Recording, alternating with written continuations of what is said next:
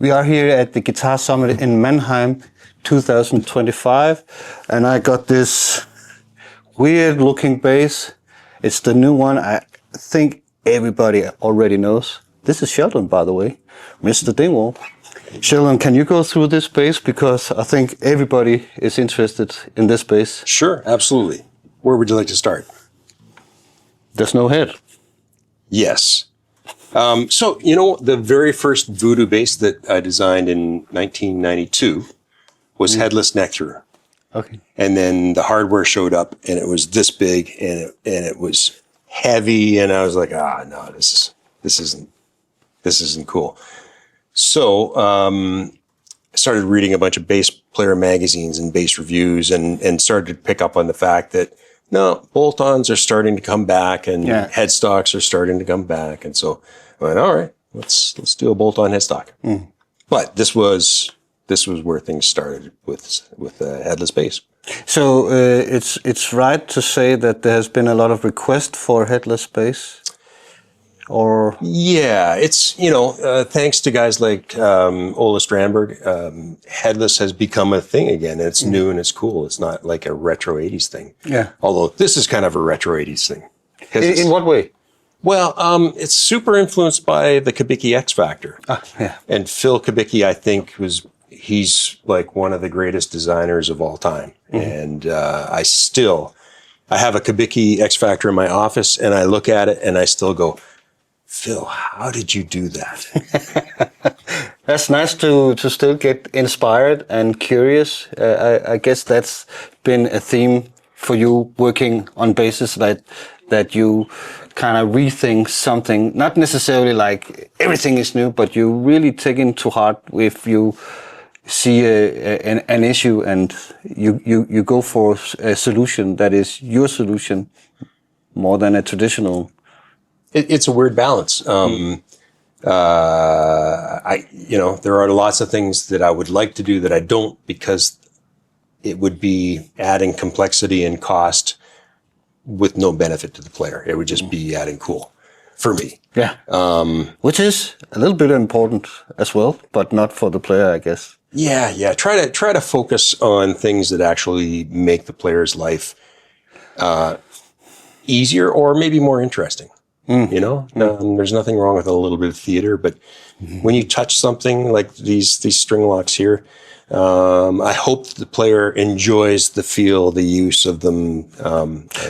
Okay, so how do you change the strings here? You just pop this up, or? Yeah, so detune, just like on any headless, detune it all the way, and then you just flip that lever open. Yeah.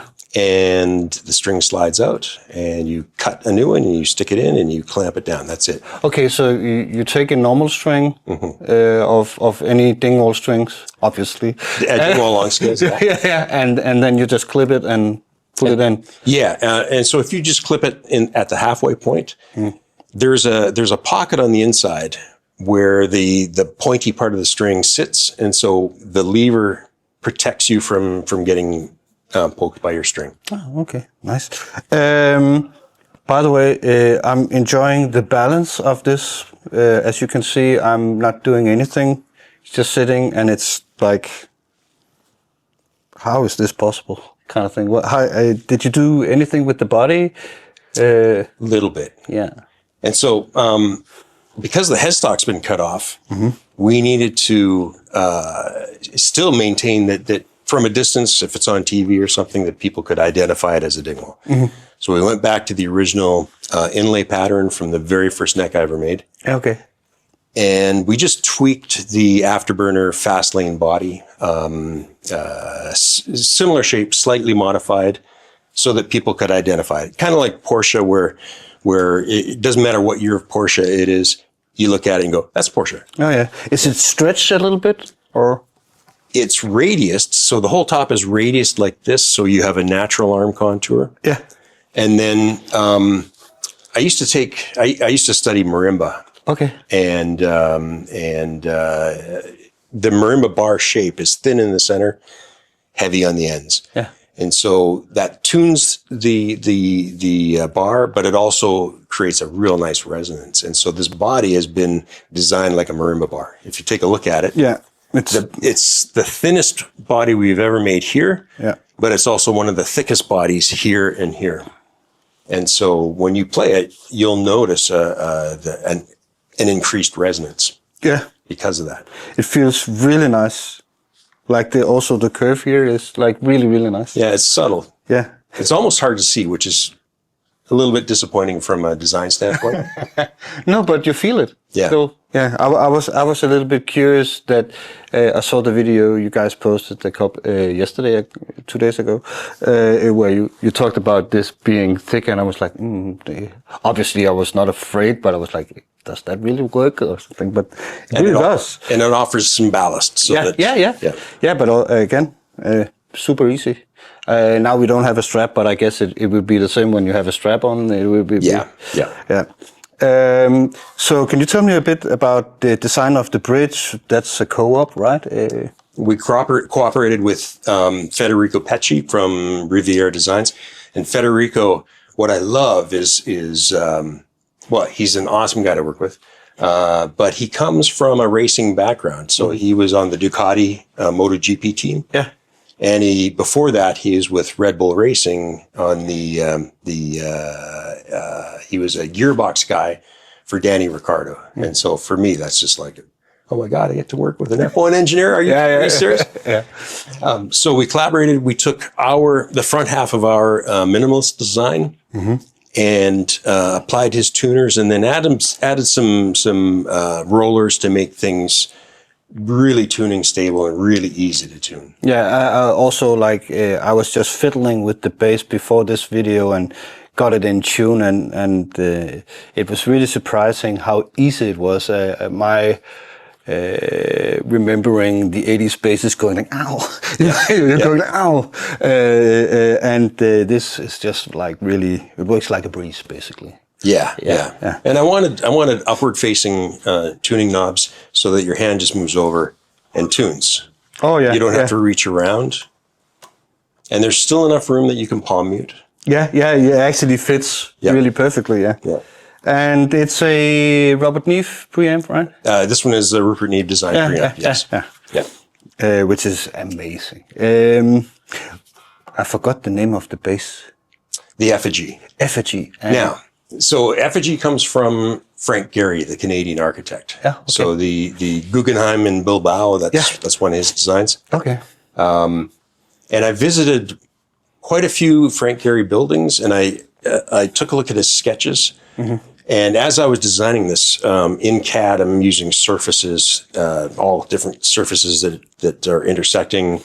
And I looked at it and went, man, that's starting to look a little bit like a Frank Gehry building. Okay, yeah. And so he was on my mind as I was working on these designs. Phil Kubicki was on my mind.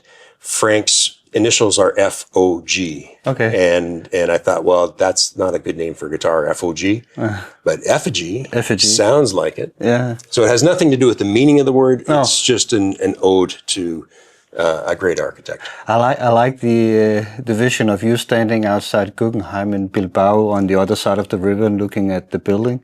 I got up at before sunrise. Yeah. And I sat there as the sun came up. Yeah. And I'm a little embarrassed to say I actually wept. No, but it is so beautiful. It is. It's incredible. And and to think of the era that was designed in, it was like early CAD. Oh yeah. Yeah. It must have been so difficult. Monumental. Yeah. One of the questions, I'm not sure that you can answer fully right now, but the price, people are asking for the price. Can you kind of like give a little bit of a hint? I can give you a ballpark. It will be between the AB2 and the Z. And okay, yes. Gotcha. And a lot of that is just to do with the complexity.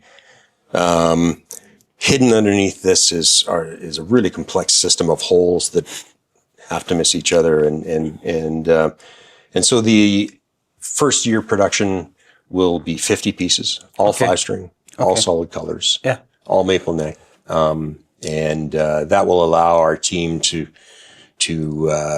fine tune the manufacturing, and they'll be very limited. Okay. But so you have to be quick on pre-orders and okay. Now you know. I actually think that sounds like a fair price because it feels like, obviously, all of your instrument feels like premium, but within the Canadian range, it feels like in between. So that's beautiful. Oh, we forgot one thing. How do you just flip it? Just flip them out. Yeah, they're held by magnets. And the idea is that, yes, we could have made a small little headstock, but I wanted to reference the Kabiki, that katana shape of his neck. And in order to do that, it had to have smooth sides. And so the flipper idea, it evolved over years. And it's just when you want to hang your bass, you can hang it. And when it's time to play, put them away. It's beautiful. I have headless basses in the shop where I don't know how to, what kind of stand I have to use. So it's, I was like, oh, that's brilliant. Thank you. When? This is the